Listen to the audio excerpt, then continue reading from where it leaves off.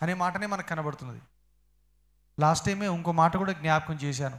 సామెతల్లో 8వ అధ్యాయంలో ఉన్నటువంటి ఆ విషయం అంతా కూడా పేరు మాత్రము జ్ఞానము అని పేరుతో తన గురించి తాను చెప్పుకుంటూ పూర్వకాలమందు తన సృష్టి ఆరంభమందు, ఒకసారి 22వ వచనం చూద్దాము. సామెతలు 8. తన సృష్టి ఆరంభమున తన కార్యములలో ప్రథమమైన దానిగా యెహోవా నన్ను కలుగజేసెను. చాలు, ప్రథమమైన దానిగా యెహోవా నన్ను కలుగజేశాను. అంటే దేవుడు ఏమీ సృష్టించమునుపు మొట్టమొదట నన్ను సృష్టించాడు, జ్ఞానం అని నన్ను సృష్టించాడు. ఈ వాక్యంలో జ్ఞానం అని పిలువబడుతున్నది ఎవరి గురించి అంటే అది ఒక వ్యక్తిగా, పర్సానిఫైడ్, విజ్డమ్ పర్సానిఫైడ్. జ్ఞానము ఒక వ్యక్తిగా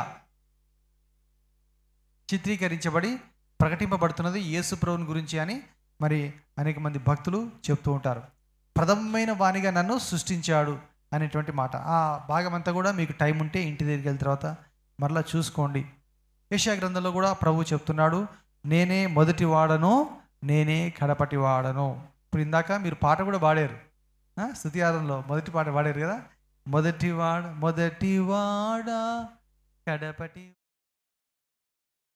తుడై తిరిగి లేచినవాడా. మొదటి వాడను నేనే అనగా ఆ మాటలోనూ ఏం కనబడుతుంది? అన్నిటికంటే ముందు నేను ఉన్నాను. యేసు ప్రభు అన్నిటికంటే ముందు ఉన్నాడు అంటే అర్థం ఏమిటి? దేవతలన్నీ తర్వాత వచ్చినవే, దేవుళ్ళన్నీ పిలువబడేవారు అందరూ తర్వాత వచ్చిన వాళ్ళే. ఒకచోట అంటాడు, దేవుడు అంటాడు, నాకు ముందు ఏ దేవుడును లేడు, నా తర్వాత ఏ దేవుడు కూడా ఉండడు. యెషయా గ్రంథంలోనే ఆ 44 అధ్యాయంలో 48, 45 ఆ యొక్క అధ్యాయాల్లో 45 నుంచి 8 వరకు మనం చూసినప్పుడు చాలాసార్లు దేవుడు మాట్లాడుతుంటాడు, నాకు ముందు ఏ దేవుడు లేడు, నా తర్వాత ఏ దేవుడును ఉండడు, నేనే మొదటి వాడను, నేనే కడపటి వాడను, సృష్టికర్తను నేనే, మిమ్మల్ని సృజించిన వాడను నేనే, మొదటి వాడను నేనే, కడపటి వాడను నేనే అని అనేక సార్లు చెప్తున్నాడు. 44:6లో, 48:12లో అదే మాట మనకు ప్రకటన గ్రంథంలో చూస్తున్నాము. నేను మొదటి వాడను, కడపటి వాడను, నేనే అల్ఫా ఒమేగా. అల్ఫా ఒమేగా అంటే మీకు ఆల్రెడీ చెప్పాను కదా, గ్రీకు భాషలో అవి మొదటి అక్షరం, చివరి అక్షరం. అనగా నాకంటే ముందు ఎవరు కూడా లేరు, నేనే మొదట సృష్టించబడిన వ్యక్తిని, మొదటి నుంచి నేను ఉన్నవాడను. మరి వాళ్ళు అడిగే ప్రశ్నకి ఎలాగో మనం జవాబు చెప్తాం? యేసు ప్రభు మొట్టమొదట సృష్టించబడిన వ్యక్తి, సృష్టించబడ్డాడు, దేవుడు కుమారుడు, దేవుడు ఆయన్ని కన్నాడు అంటే మనం ఏం చెప్పాలి వారికి జవాబు?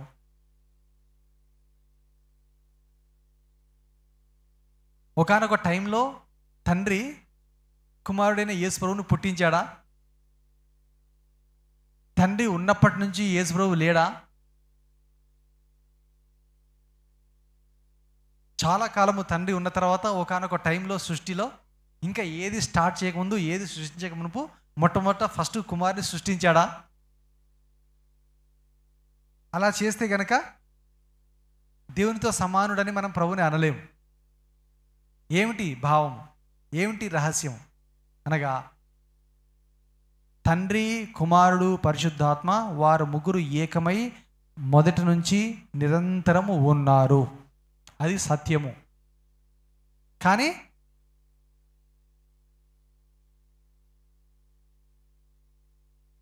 కుమారునికి వేరే బాధ్యతలు తండ్రి పెట్టాడు, పరిశుద్ధాత్మకు వేరే బాధ్యతలు తండ్రి పెట్టాడు.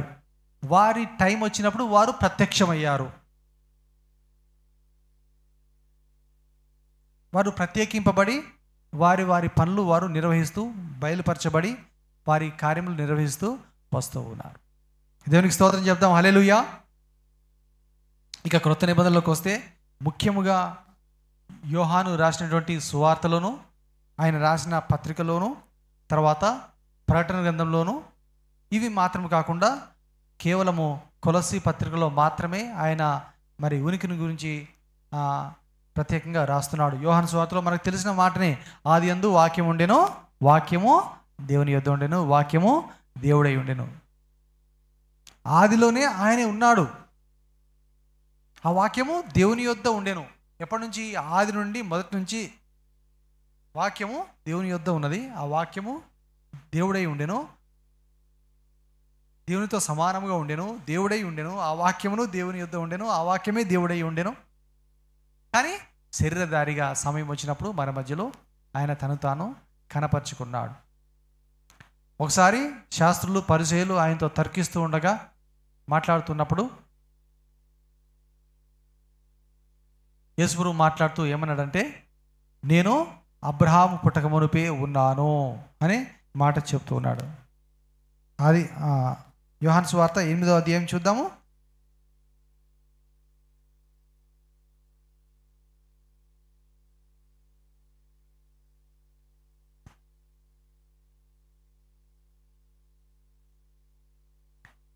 యాభై 56వ వచనం. మీ తండ్రి అయిన అబ్రహాము నా దినము చూతునని మిగుల ఆనందించెను, అది చూచి సంతోషించెను అనెను. ఒకసారి దేవునికి స్తోత్రం చెల్లిద్దామా? హల్లెలూయా. అబ్రహాము, మన తండ్రి అయిన అబ్రహాము ఏమనుకున్నాడంట? నేను యేసుప్రభువును చూస్తాను అని అనుకున్నాడంట. యేసుప్రభువును చూడాలి అనుకున్నాడంట. ఇప్పుడు యేసుప్రభు అంటున్నాడు, చాలా కాలం అయిపోయిన తర్వాత అబ్రహాము చనిపోయాడు, మోషే వచ్చాడు, పుట్టాడు, చనిపోయాడు, దావీదు పుట్టాడు, చనిపోయాడు, ప్రవక్తలు పుట్టారు, చనిపోయారు.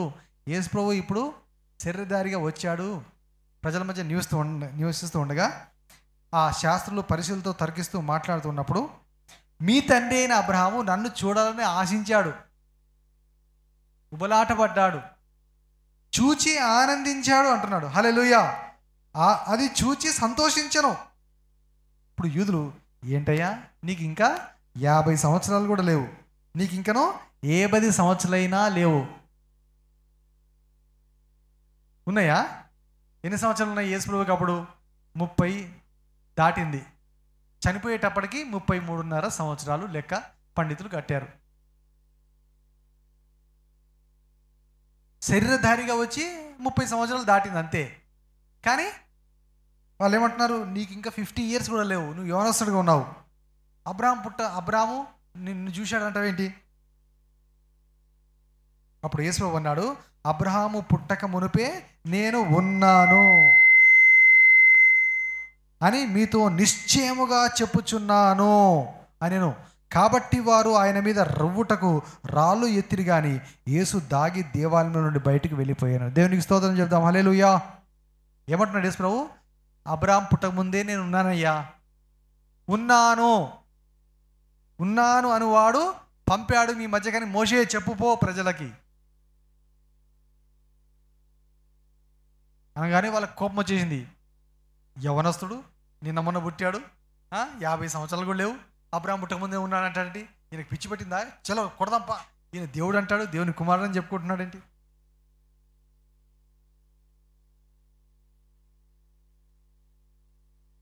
అని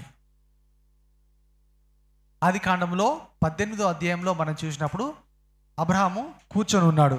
చూడండి ఒకసారి.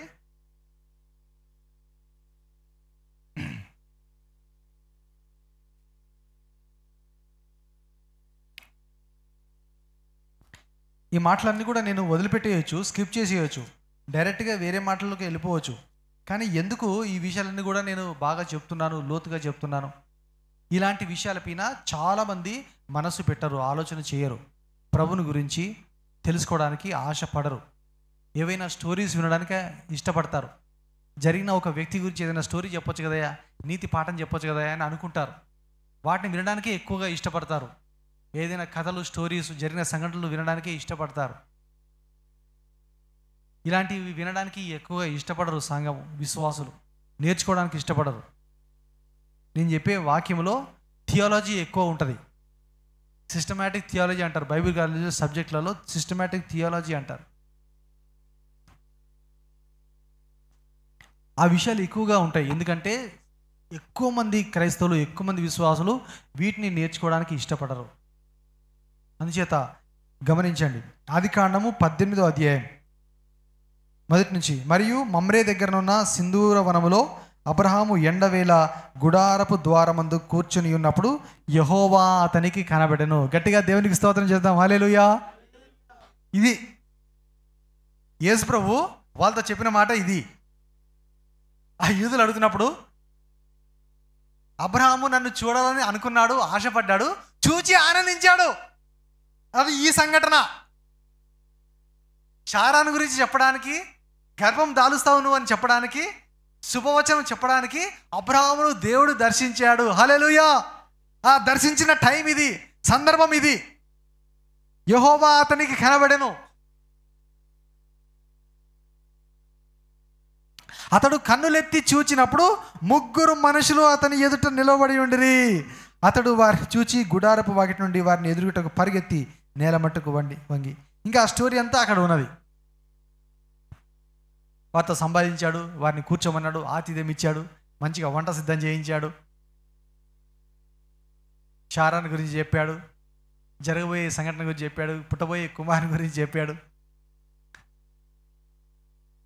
కానీ శారా నమ్మలేదు. అదంతా కూడా జరిగిపోయింది. సంవత్సరం తిరగగానే ఇస్సాకు పుట్టాడు. ఇవన్నీ జరిగి ప్రభువుని అబ్రహాము చూచిన దినము, ప్రభుని చూచుటతో పాటు ఒక వాగ్దానము అతని జీవితంలో తీసుకున్నటువంటి దినం. న్యూ ఇయర్ రోజు అందరూ ప్రామిస్ కార్డులు తీసుకుంటున్నారు కదా, వాగ్దానం తీసుకుంటున్నారు. ఆ రోజు దేవుడు అతనికి ఒక ప్రత్యేకమైన వాగ్దానం ఇచ్చాడు. హల్లెలూయా. ప్రభువు మనల్ని దర్శించినప్పుడు మనకు ఒక వాగ్దానం ఇస్తాడు. అనేక మంది దర్శనం పొందుకుంటారు. ప్రభువు మాట్లాడతాడు. ప్రభు దర్శిస్తున్నాడంటే అర్థం ఏమిటి? భవిష్యత్తులో నీకు దేవుడు ఏం చేయబోతున్నాడో, నిన్ను ఏ విధంగా వాడుకోబోతున్నాడో, నీకేమి ఇవ్వబోతున్నాడో, నువ్వేమి చేయవలసి ఉన్నదో అదంతా కూడా నీకు తెలియపరిచే సమయము గడియ. హల్లెలూయా. అలాగూ అబ్రహాము జీవితంలో నెరవేరినటువంటి సంఘటన. కొలసీ పత్రిక 1వ అధ్యాయం చూద్దాము.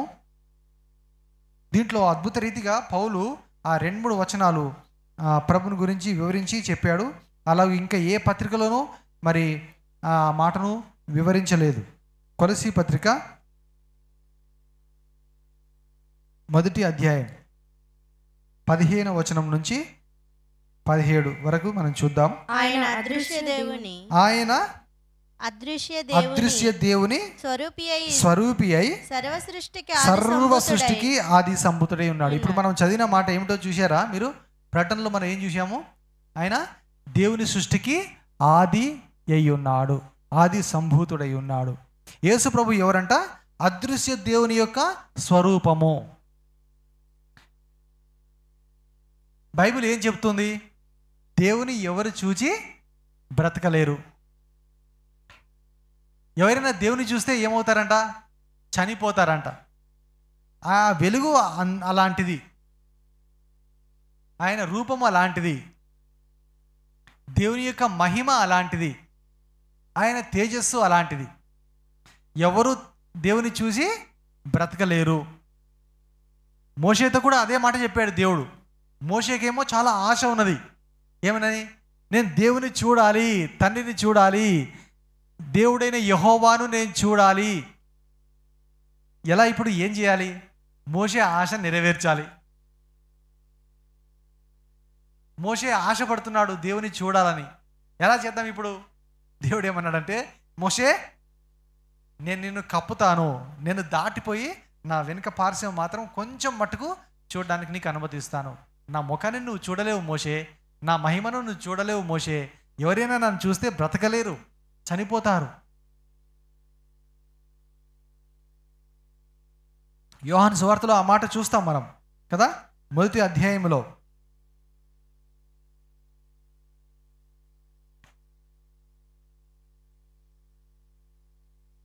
18వ వచనం, ఎవడనూ ఎప్పుడనూ దేవుని చూడలేదు, తండ్రి రొమ్ముననున్న అద్వితీయ కుమారుడే ఆయనను బయలుపరచెను. ఇప్పుడు ఇక్కడ ఏం చూస్తున్నాం? కొలసీలో ఆయన అదృశ్య దేవుని స్వరూపము. దేవుణ్ణి ఎవరు చూడలేరు, చూసి బ్రతకలేరు. ఆ దేవుని యొక్క స్వరూపమే యేసుక్రీస్తు. హల్లెలూయా. అదృశ్య దేవుని, కనబడని దేవుని, చూడలేనటువంటి దేవుని యొక్క స్వరూపమే యేసుక్రీస్తు ప్రభువు. స్వరూపి అయి సర్వ సృష్టికి ఆది సంభూతుడు. ఆది సంభూతుడు అంటే మొదటి సంఘటన, మొదటి కార్యము. ఎలా అనగా ఆకాశముందు ఉన్నవియు భూమి యందు ఉన్నవియు దృశ్యమైనవి కానీ అదృశ్యమైనవి కానీ, సింహాసనములైన, ప్రభుత్వములైన, ప్రధానులైన, అధికారములైన సర్వము ఆయన యందు సృష్టింపబడెను. సర్వము ఆయన ద్వారాను ఆయనను బట్టి సృష్టింపబడెను. ఆయన అన్నిటికంటే ముందుగా ఉన్నవాడు. గట్టిగా స్తోత్రం చేద్దాం, హల్లెలూయా. అన్నిటికంటే ముందుగా ఉన్నవాడు. ఆయనే సమస్తమునకు ఆధారభూతుడు. సంఘము అను శరీరమునకు ఆయనే శిరస్సు. ఆయనకు అన్నిటిలో ప్రాముఖ్యత కలుగు నిమిత్తము ఆయన ఆది అయ్యుండి మృతులలో నుండి లేచుటలో ఆది సంభూతుడాయను. హల్లెలూయా. ఎంత చక్కగా ప్రభువుని గురించి ఆయన వివరించాడు. ఇక యోహాన్ కూడా ఆ మొదటి యోహాన్ పత్రికలో అంటాడు, మేము ఆది నుండి ఉన్నవారిని, మొదటి నుంచి ఉన్నటువంటి ఆ ప్రభుని మేము చూసి, మేము తాకి ఆయన గురించి మేము సాక్ష్యం ఇస్తున్నాము అంటారు. ఇప్పుడు మనం ప్రకటనలోకి వస్తున్నాము. మొదటి అధ్యాయము 5వ వచనం.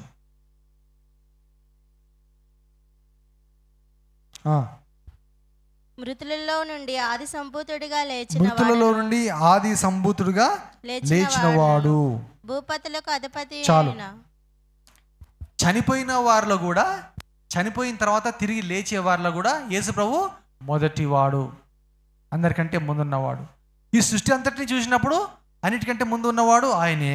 అలాగే పుట్టిన వారందరూ, సృష్టించబడిన వారందరూ కూడా చనిపోయే ఒక దినం వస్తున్నది. వారిని అందరినీ లేపే దినం కూడా ఒకటి రాబోతున్నది. పరిశుద్ధులు ముందర లేస్తారు, తర్వాత మిగతా వారు కూడా తర్వాత లేస్తారు. ప్రభుని నమ్ముకొని పరిశుద్ధులుగా తీర్చబడి చనిపోయిన వారు ముందు లేస్తారు. వారు 1000 సంవత్సరాలు యేసు ప్రభుతో పాటు కలిసి పరిపాలన చేస్తారు. ఆ 1000 సంవత్సరాలు అయిపోయిన తర్వాత మిగతా కడమ మృతులు, చనిపోయిన వారు, అవిశ్వాసులైన వారు, రక్షణ నొందని వారు తర్వాత లేస్తారు. వారికి మరలా తీర్పు తీర్చబడుతుంది.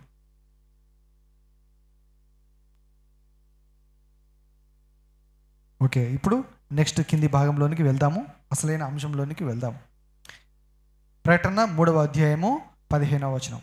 నీ క్రియలను నేను ఎరుగుదును. ప్రతి సంఘానికి ఇదే మాట చెప్తున్నాడు. బహుశా 2వ సంఘాన్ని గురించి మాత్రమే ఆ మాట చెప్పలేదు, కానీ మిగతా అన్ని సంఘాలకు నాకు తెలుసు నీ క్రియలు, నీ తలంపు నాకు తెలుసు, నీ క్రియలు నాకు తెలుసు, నువ్వు ఏం చేస్తున్నావో నాకు తెలుసు, నీ బలహీనతలు ఏంటో నాకు తెలుసు, ఎలాగో నువ్వు నాకు పరిచర్య చేస్తున్నావో నాకు తెలుసు, ఎలాగో కష్టపడుతున్నావో నాకు తెలుసు, నీ పరిస్థితి అంతా కూడా నాకు తెలుసు. ఇవన్నీ ఎవరి గురించి చెప్తున్నాడు? అన్ని సంఘములకు వర్తిస్తుంది. ఓన్లీ లవదీక సంఘానికి మాత్రమే కాదు.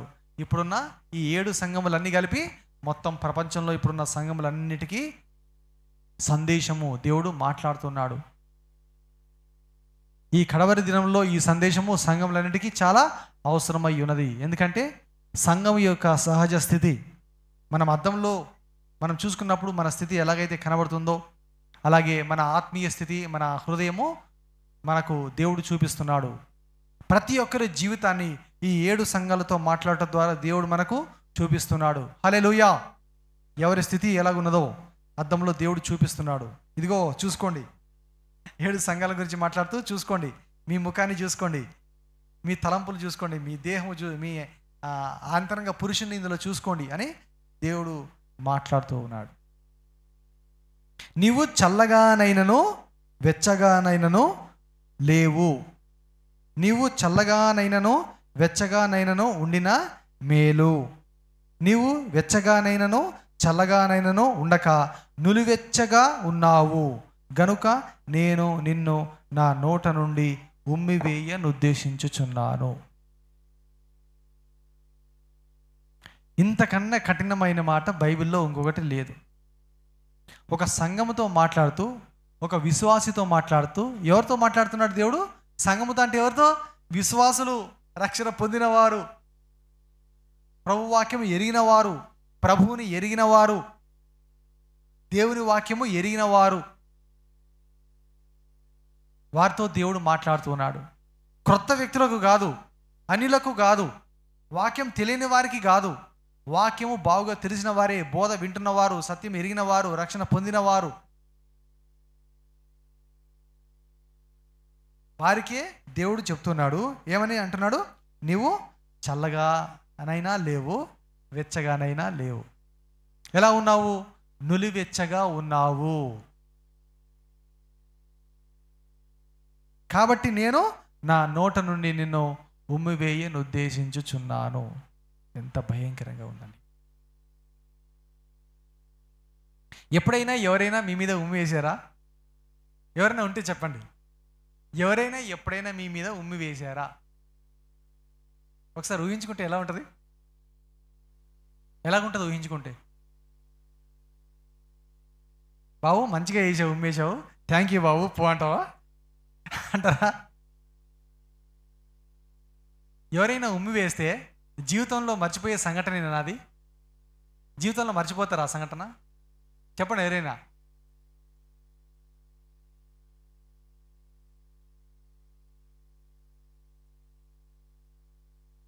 రహస్యంగా ఎవరు చూడకపోతే, మామూలుగా మనకి మనము ఎవరి మీదైనా కోపం వస్తే, బాధ కలిగితే, మనకు అన్యాయం చేస్తే, మోసం చేస్తే వాళ్ళని తిట్టుకుంటామేమో, అనుకుంటామేమో, వాళ్ళ మీద ఉమ్మేస్తే బాగుండేమో అనుకుంటారేమో, శపించుకుంటారేమో. కానీ నిజంగా అలా చేస్తే వాడు మనకు అన్యాయం చేసిన వాడైనా సరే, మోసం చేసిన వాడైనా సరే, నా మీద ఉమ్మేస్తావా నువ్వు అని చెప్పేసి కొట్టినా, చంపినా, ఏం చేసినా మనం తెలియదు ఇంకా.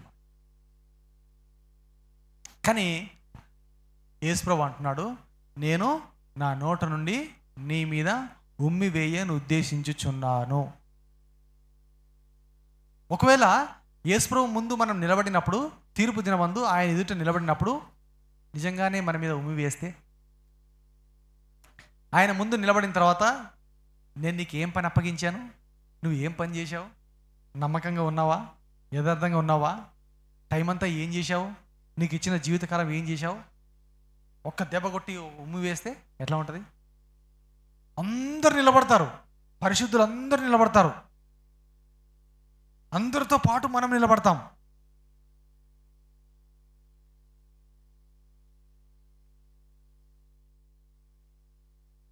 పౌలు చెప్పాడు కదా, మనమందరము క్రీస్తు న్యాయపీఠము ఎదుట నిలబడతాము, క్రీస్తు న్యాయపీఠం ముందు నిలబడతాము. ఆషామాషి వ్యవహారం కాదు అది. ఎవరైనా తప్పు చేసిన వారు ఈ లోకంలో, దొంగలు, మరి హత్య చేసేవారు, వీళ్ళందరికీ కూడా కోర్టులో నిలబెడుతున్నారు. ఆ జడ్జి ముందు నిలబడినప్పుడు ఏం చేస్తున్నారు? వాదనలు వింటున్నాడు, తర్వాత తీర్పిస్తున్నాడు.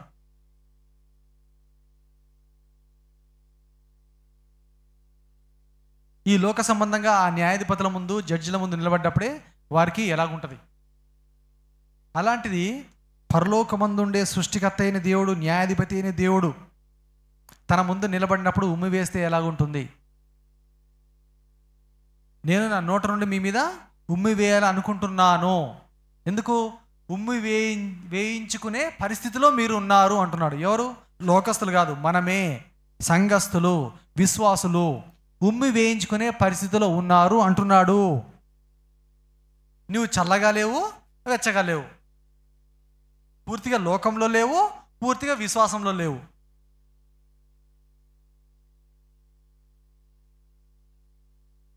పూర్తిగా పరిశుద్ధంగా లేవు, పూర్తిగా అపవిత్రంగాను లేవు. అంటే అవసరం వచ్చినప్పుడల్లా అప్పుడప్పుడు ఒక అబద్ధం ఆడుతూ ఉంటారు, అప్పుడప్పుడు ఒక దొంగతనం చేస్తుంటారు, అప్పుడప్పుడు మోసగిస్తుంటారు, అప్పుడప్పుడు తొట్టెలు పోడుతుంటారు, అప్పుడప్పుడు ఇంట్లో వాళ్ళని కొడుతూ ఉంటారు, అప్పుడప్పుడు తాగుతూ ఉంటారు, అప్పుడప్పుడు స్మోకింగ్ చేస్తుంటారు, అప్పుడప్పుడు చేయకూడని వాటిని చేస్తుంటారు. మళ్ళీ తర్వాత అయ్యో ప్రభువా, మళ్ళీ తర్వాత చర్చ్, మళ్ళీ తర్వాత ప్రార్థన, మళ్ళీ తర్వాత భజన, మళ్ళీ తర్వాత పాటలు, మళ్ళీ తర్వాత వాక్యము.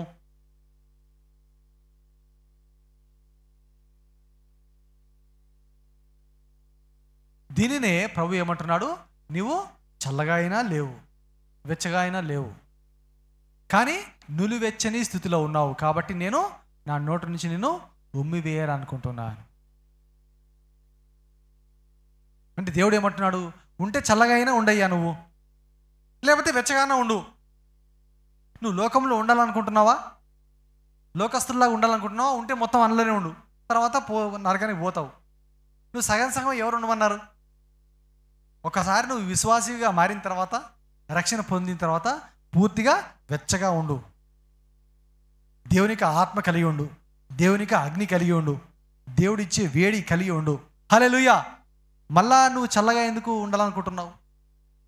ప్రభు యొద్దకు వచ్చిన తర్వాత మరలా లోకస్తులతో ఎందుకు కలిసిపోతున్నావు? లోకానుసారంగా మరలా నువ్వు ఎందుకు జీవిస్తున్నావు? అటు సగం ఇటు సగం ఎందుకు జీవిస్తున్నావు? అటొక కాలు ఇటొక కాలు ఎందుకు పెడుతున్నావు? హత్తుకుంటే దేవున్నైనా హత్తుకో, లేకపోతే లోకంలో అయినా ఉండు పో. దేవుని బిడ్డగా ఉండాలనుకుంటావు, మరలా లోకానుసారంగా జీవిస్తావు. ఇది నాకు నచ్చట్లేదు, ఇది నాకు ఇష్టం లేదు, ఇలా ఉంటే నేను నా నోటి నుంచి ఉమ్మి వేస్తా.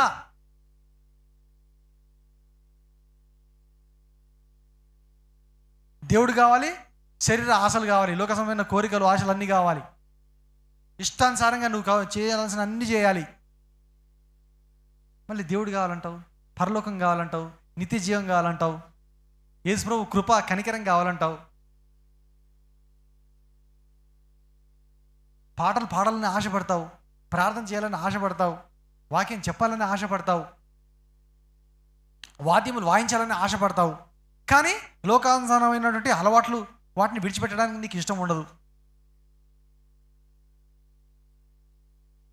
అందుకే నేను నా నోట నుంచి నీ మీద ఉమ్మి వేయాలనుకుంటున్నాను,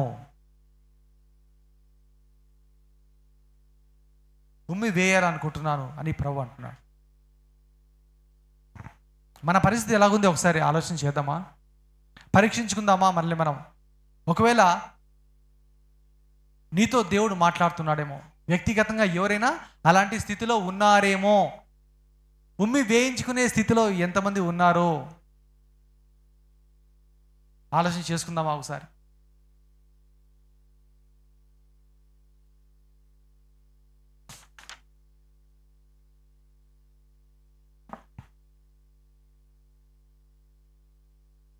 మన మీద అయితే ఎవరు వేయలేదేమో ఉమ్మి, యేసు ప్రభు మీద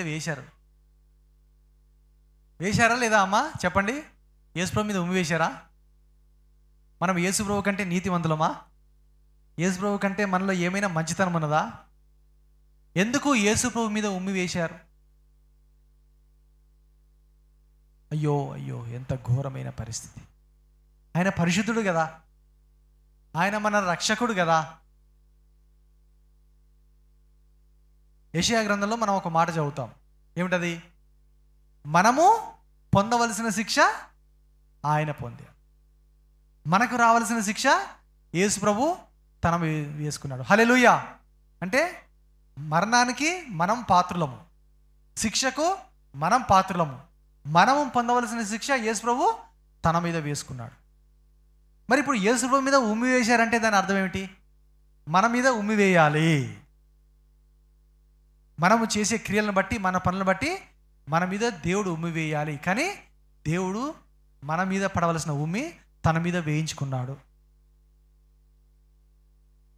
మనం పొందవలసిన దెబ్బలు యేసు ప్రభు పొందాడు, మనం పొందవలసిన మరణము యేసు ప్రభు పొందాడు. హల్లెలూయా.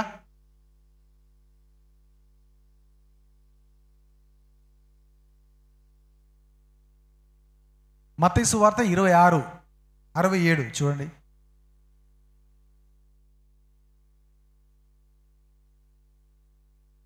మత్తయి సువార్త 26:67 వచనం.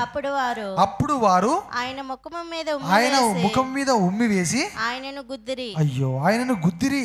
కొందరు ఆయనను అరచేతులతో కొట్టి క్రీస్తు నిన్ను కొట్టిన వాడెవడో ప్రవచింపుమనిరి. చాలు.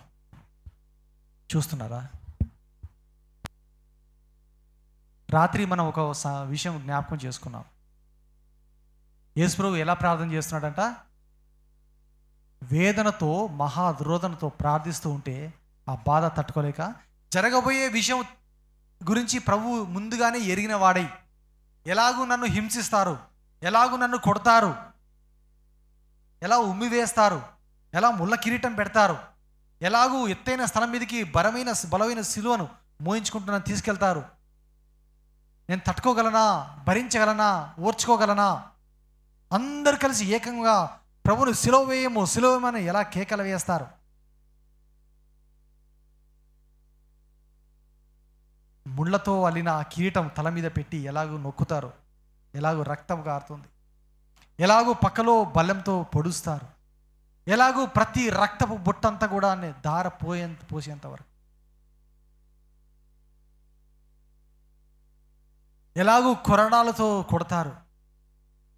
ఒక్కొక్క దెబ్బ కొడితే దానికి ఉండే ముళ్ళతో ఎలాగూ రక్తం, ఎలాగూ చర్మం అంతా ఊడొస్తుంది.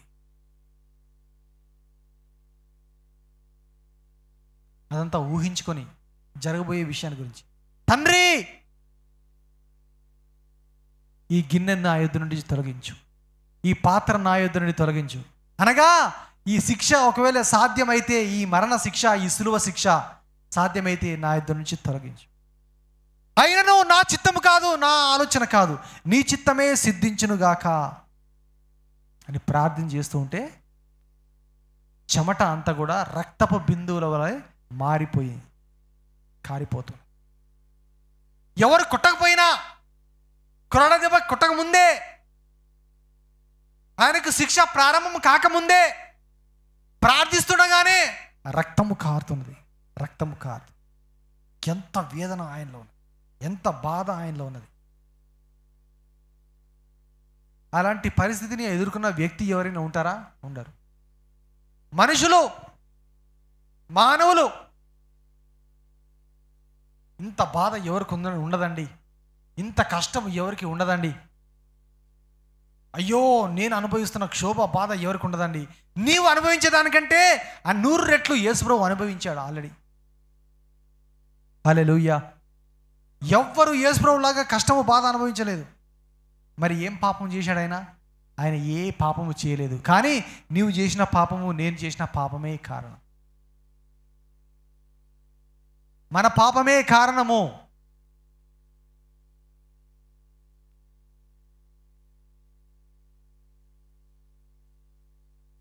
అసలు వారికి నోరు ఎలాగొచ్చిందో, యేసుప్రభు మీద ఉమ్మి వేయడానికి నోరు ఎలాగొచ్చిందో, వాళ్ళకి ఆయన గుద్దడానికి నోరు ఎలాగొచ్చిందో, గుద్దారంట, ప్రభుని గుద్దుతున్నారంట.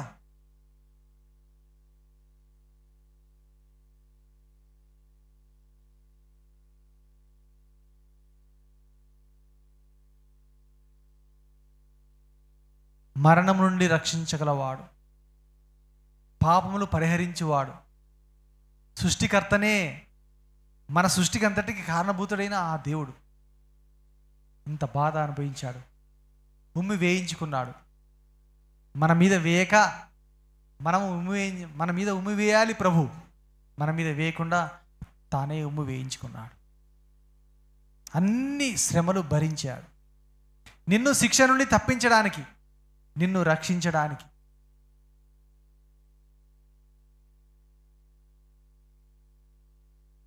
రెండు సందర్భాలలో ఇది కాకుండా యేసుప్రభు మరి ఉమ్మితో ఏం చేశాడంటే ఇద్దరిని స్వస్థపరిచాడు. ఉమ్మిని వేసి బురదగా చేసి ఆ గుడ్డివానికి కళ్ళకు రాసినప్పుడు ఆయనకి చూపొచ్చాడు. ఇంకో సందర్భంలో యేసుప్రభు కళ్ళ మీద ఉమ్మి వేశాడని ఉంటుంది. నేను నిన్ననే మార్క్స్ వార్తలో చదువుతున్నాను.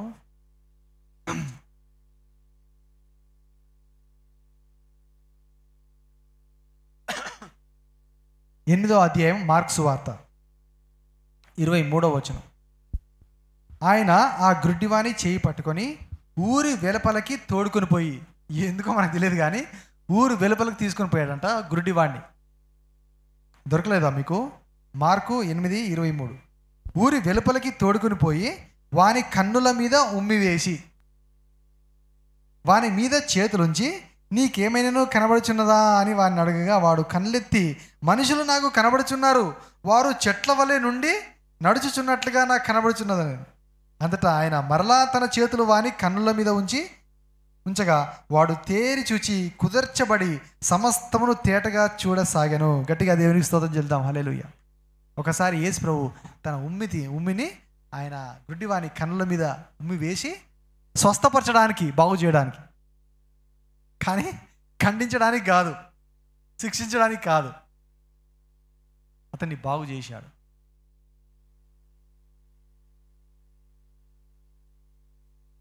ఈ ఉమ్మిలో చాలా పవర్ ఉంటుంది, మీకు తెలుసా? కొంతమంది ఊరికే ఉమ్మి వేస్తుంటారు, బయట ఉమ్మి ఊస్తూ ఉంటారు. అలా ఉమ్మి ఊయకూడదు. బయట ఏం చేయాలి? దాన్ని మింగేస్తూ ఉండాలి. డైజెషన్కి మనకు చాలా ఉపయోగపడుతుంది. అదొక పవర్ఫుల్ జ్యూస్ మనలో దేవుడు పెట్టాడు. అది ఉమ్మి అనేది. ఒకసారి దేవుడు అన్నాడు, మీకు ఎవరికైనా జ్ఞాపకం ఉందో, ఉమ్మి వేయుట అనే మాట వచ్చినప్పుడు, ఇప్పుడు నేను చెప్పిన ఈ మాటలు కాకుండా బైబిల్లో ఒక సంఘటన ఉంది. ఉమ్మి వేయుటను గురించి బైబిల్లో ఒక సంఘటన ఉంది. ఎవరైనా చెప్తారా? యూత్ పిల్లలు వాక్యం వింటున్నారా? సిస్టర్స్ చెప్తారా? ఎవరైనా? బ్రదర్స్ ఎవరైనా చెప్పండి. ఉమ్మి వేయుట గురించి ఒక సంఘటన ఉన్నది బైబిల్లో. జోనాకి ఏమైంది? దేవుడు ఉమ్మి వేశాడా? కాదు. ఈ మధ్యనే ఆ సంఘటన చెప్పాను నేను. ఈ మధ్యనే లాస్ట్ వీకో అంతకుముందు వారమో చెప్పాను. తీయండి, సంఖ్యాకాండం 12వ అధ్యాయం.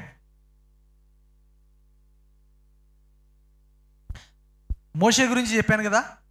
మోషే కూషు దేశపు స్త్రీని, ఒక ఆమెను పెళ్లి చేసుకుంటే దేవుడు వారిని పిలిచి గద్దించాడని చెప్పాను కదా. అవునా లేదా? లాస్ట్ వీక్ మనం జ్ఞాపకం చేసుకున్నాం లేదా ఆ వాక్యము? అహరోను మిరియాము ఏం చేశారంట? సనిగారంట మోషే మీద. వీడేంటి, వీడితోనే దేవుడు మాట్లాడుతున్నాడా? వీడిని దేవుడు పిలిచాడా? మాకు లేదా అని. అప్పుడు దేవుడు ఏం చేశాడు? అహరోను మిరియాములను పిలిచాడు. ఏంటి మీరు మోషే మీద సనుక్కుంటున్నారు? నేను అతన్ని ఏర్పరచుకున్న ప్రవక్త. మీ అందరితో మాట్లాడినట్టుగా నేను మోషేతో మాట్లాడను. అతడు నా ఇల్లంతటిలో నమ్మకమైన వాడు. లాస్ట్ టైం మనము దేవుడు నమ్మకమైన సత్యసాక్షి అనే మాట గురించి చెప్తున్నప్పుడు ఈ మాట జ్ఞాపకం చేశాను కదా. నేను గూఢభావంతో కాదు, దర్శనమిచ్చి ముఖాముఖిగా అతనితో మాట్లాడుదును. అతడు యెహోవా స్వరూపమును నిదానించి చూచును. కాబట్టి నా సేవకుడైన మోషేకు విరోధముగా మాట్లాడటకు మీరు ఎలా భయపడలేదు? ఇప్పుడు చూడండి, గమనించండి దేవుడు ఏమంటాడు. యెహోవా కోపము వారి మీద రగులు కొనగా ఆయన వెళ్ళిపోయాను. కోపంతో దేవుడు వెళ్ళిపోయాడు. మేఘమును ఆ ప్రత్యక్షపు గుడారం మీద నుండి ఎత్తబడెను. అప్పుడు మిరియాము హిమము వంటి తెల్లని కుష్ఠము గలదాయెను. అహరోను మిరియాము వైపు చూచినప్పుడు ఆమె కుష్టు గలదిగా కనబడెను. అప్పుడు అహరోను ఏమంటున్నాడు? అయ్యో నా ప్రభువా, మేము అవివేకులము, పాపులమైన మేము చేసిన ఈ పాపమును మా మీద మోపవద్దు. తన తల్లి గర్భములో నుండి పుట్టినప్పటికే సగము మాంసము క్షీణించిన శిశు శవము వలె ఆమెను ఉండనీయకము అని మోషేతో చెప్పగా, మోషే ఎలుగెత్తి, దేవా దయచేసి ఈమెను బాగు చేయమని యెహోవాకు మొరపెట్టును. ఇప్పుడు దేవుడు ఏం చెప్తాడో చూడండి. అప్పుడు యెహోవా మోషేతో, ఆమె తండ్రి ఆమె ముఖము మీద ఉమ్మి వేసిన ఎడల ఆమె 7 దినములు సిగ్గుపడును గదా. ఆమె పాలెము వెలుపల 7 దినములు ప్రత్యేకంగా ఉండవలెను. తర్వాత ఆమెను చేర్చుకొనవలెను.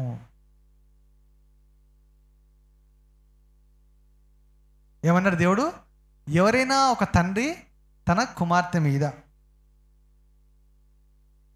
ఆమె ముఖం మీద ఉమ్మి వేస్తే సిగ్గుపడుతుంది కదా.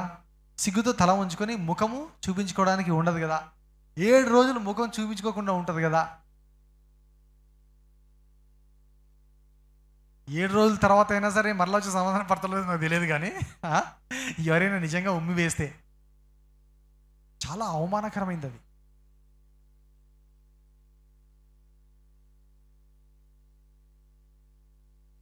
ఎవరైనా స్నేహితుల మధ్య కానీ బంధువుల మధ్య కానీ ఇలాంటిది ఏదైనా జరిగితే ఇంకా మాట్లాడుకోవడం బంద్ చేస్తారేమో.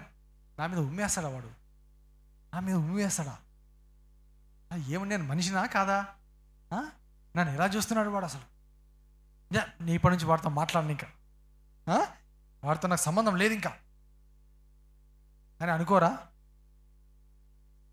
అయితే మనకు కనబడట్లేదు, మనం చూడడం లేదు, కానీ దేవుడు అంటున్నాడు. ఏమంటున్నాడు?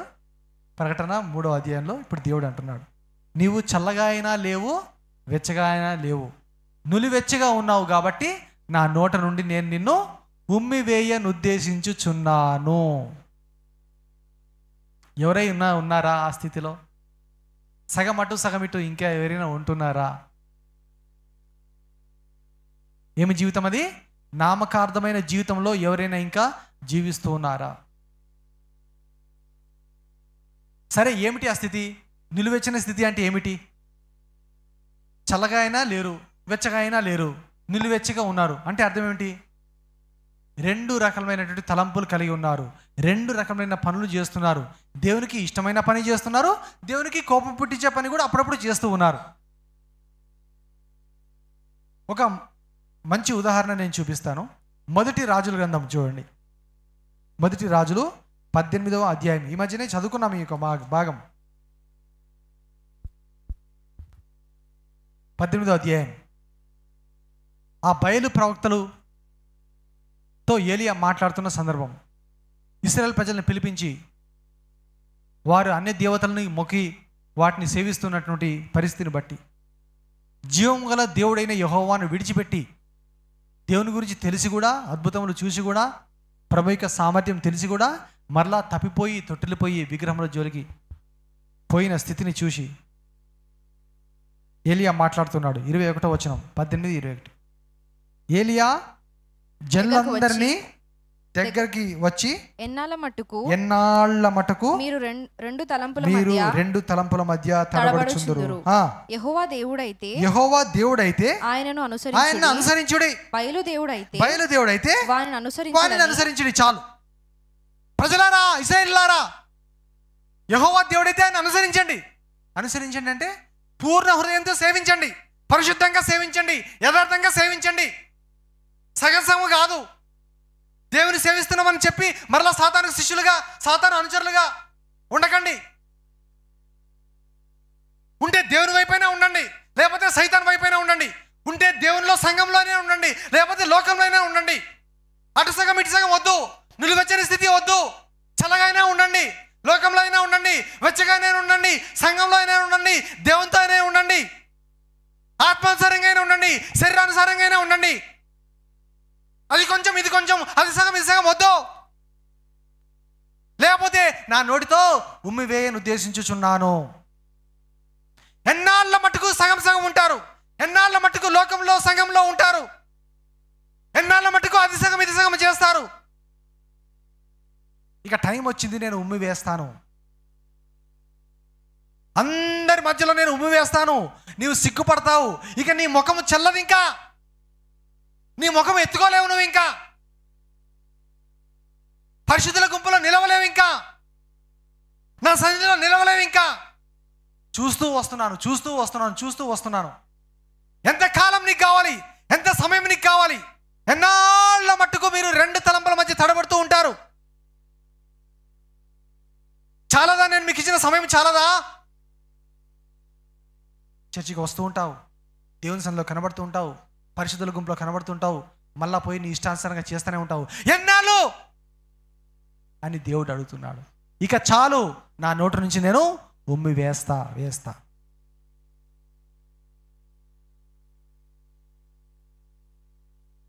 లూకా సువార్త 16వ అధ్యాయం 13వ వచనం.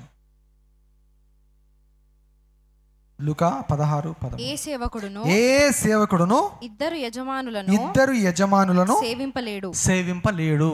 వాడు ఒకని ద్వేషించి ఒకని ప్రేమించును, లేక ఒకని అనుసరించి ఒకని తృణీకరించును. మీరు దేవునిని సిరిని సేవించలేరు. సిరి అంటే ఏమిటి? ఆస్తి, డబ్బు, ధనం.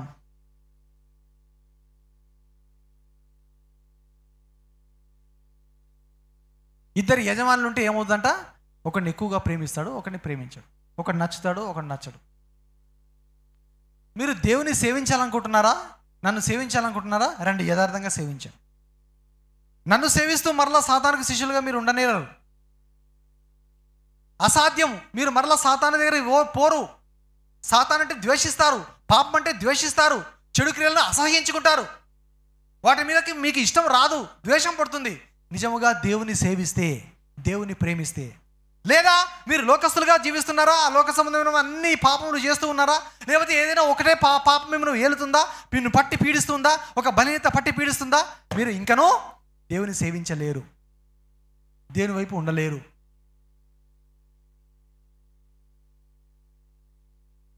దేవునితో అయినా ఉంటారు, లోకంలో అయినా ఉంటారు. ఇద్దరికి మీరు దాసులుగా ఉండలేరు. ఒకేసారి సాతానుకును దేవునికి దాసులుగా మీరు ఉండలేరు. ఉంటే దేవునికైనా దాసులుగా ఉంటారు, లేదంటే సాతానికైనా దాసులుగా ఉంటారు. ఒకరోజు దేవునికి దాసులుగా, ఇంకో రోజు సాతానికి దాసులుగా, మరలా ఇంకో రోజు దేవునికి దాసులుగా, మరలా ఇంకో రోజు సాతానికి దాసులుగా, ఇలాగ ఉండలేరు. ఇలాగ సాధ్యపడదు. ఉంటే చల్లగా ఉండండి, లేకపోతే వెచ్చగా ఉండండి. ఎంతకాలం నిలువెచ్చగా ఉంటారు?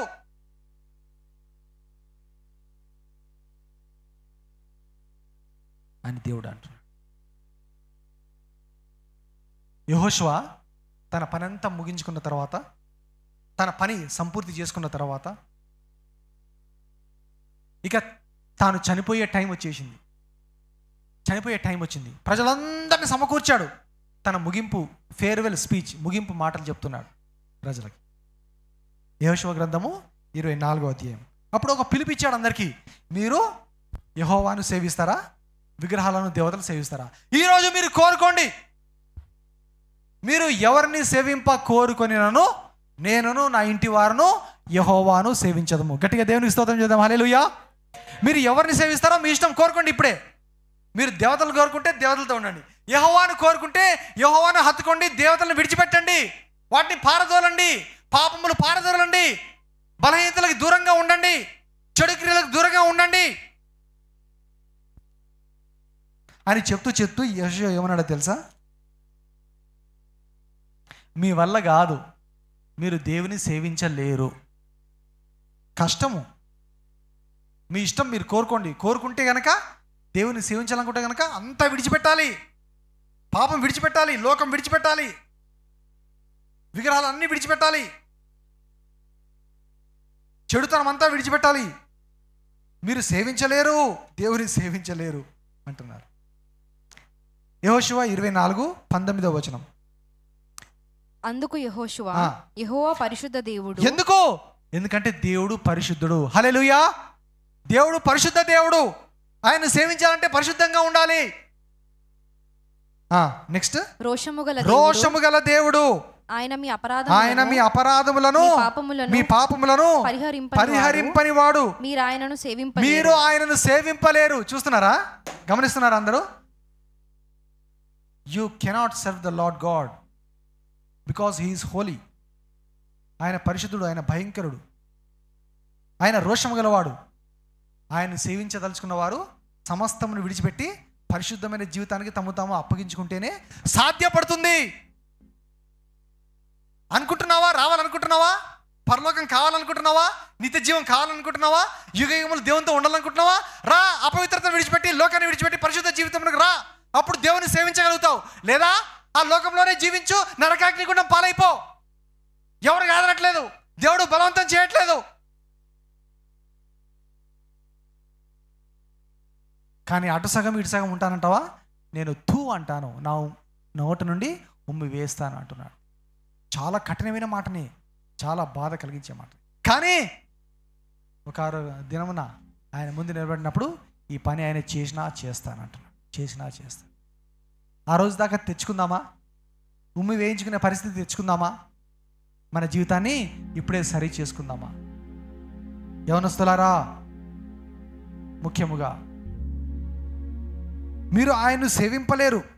మీరు యెహోవాను విసర్జించి అన్య దేవతలను సేవించిన ఎడల ఆయన మీకు మేలు చేయువాడు అయినను మనస్సు త్రిప్పుకొని మీకు కీడు చేసి మిమ్మల్ని క్షీణింప చేయును అనగా, జనులు అట్లు కాదు, మేము యెహోవానే సేవించదము అని యెహోవాతో చెప్పిరి.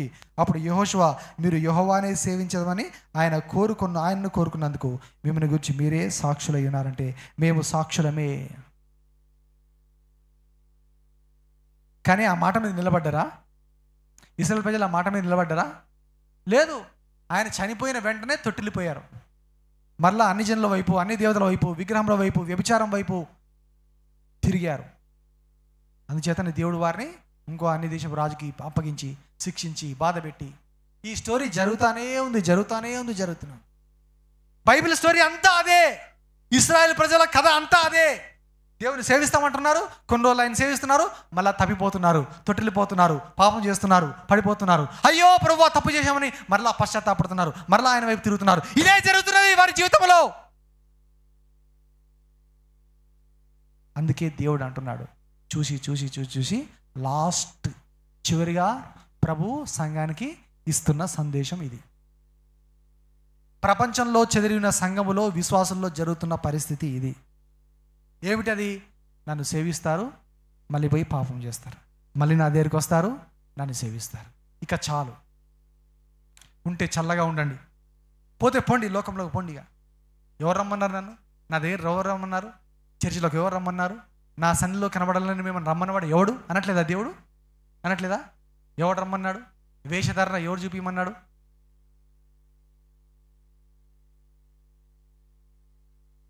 సంఘంలో చేర్చబడ్డావా? విశ్వాసం అయ్యావా? దేవుని బిడ్డవయ్యావా? నా పేరు తగ్గట్టుగా జీవించు, నా నామాన్ని మహింపరచు, పరిశుద్ధంగా జీవించు అని దేవుడు పిలుస్తున్నాడు. హల్లెలూయా. ఒకసారి గట్టిగా దేవుని స్తోత్రం చేద్దాం. హల్లెలూయా. యాకోబు పత్రికలో అన్నాడు, 4వ అధ్యాయం 8వ వచనంలో,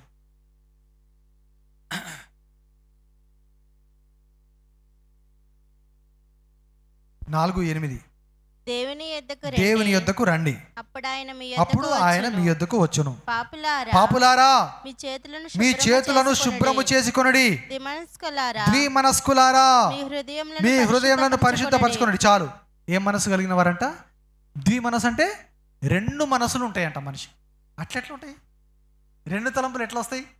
ఏదైనా ఒకటే కదా మనం చేసేది. ఒకటి ఆలోచన చేసి ఇంకోటి చేస్తున్నారా?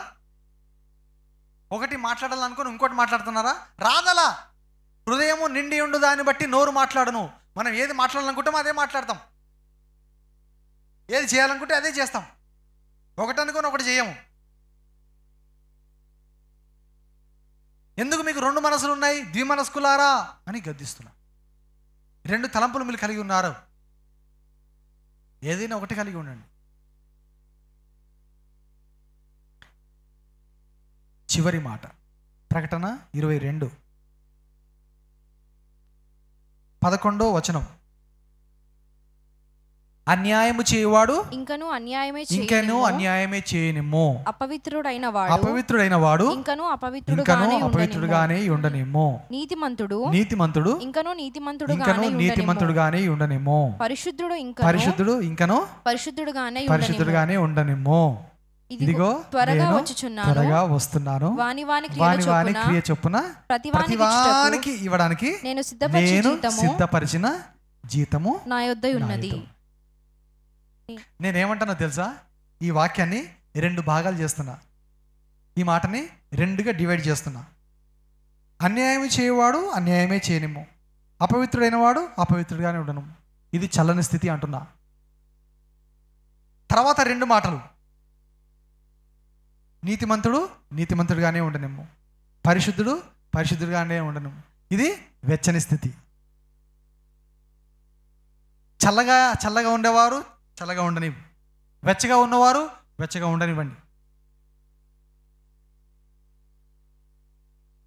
నువ్వు నిలువెచ్చని స్థితిలో ఉన్నావు. ఓసారి పరిశుద్ధంగా ఉంటానంటావు, మళ్ళా ఇంకోసారేమో ఏమిటి అపవిత్రంగా జీవిస్తావు. ఓసారేమో నీతిమంతుడిగా ఉంటావు, ఇంకోసారేమో అన్యాయస్తుడిగా ఉంటావు. ఇదేమిటి? ఇది ఎలా జరుగుతుంది? ఎందుకు ఇలా చేస్తున్నావు అని దేవుడు అడుగుతాడు.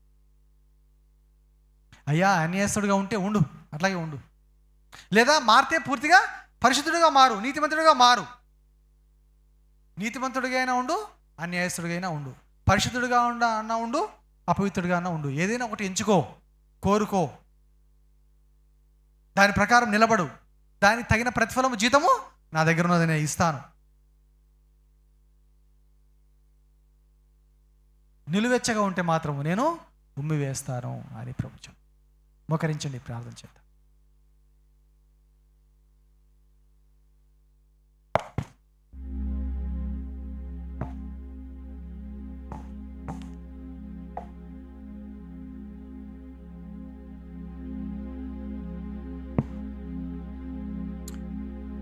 స్తోత్రం నాయన.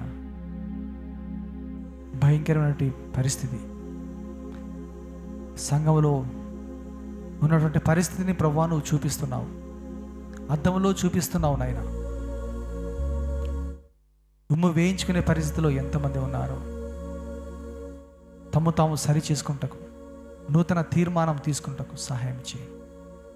తిప్పండి నాయన మీ వైపునకు, పరిశుద్ధులుగా మార్చండి, నీతిమంతులుగా మార్చండి. అపవిత్రతలోంచి ప్రభువా విడిపించండి, అన్యాయపు స్థితిలోంచి విడిపించండి.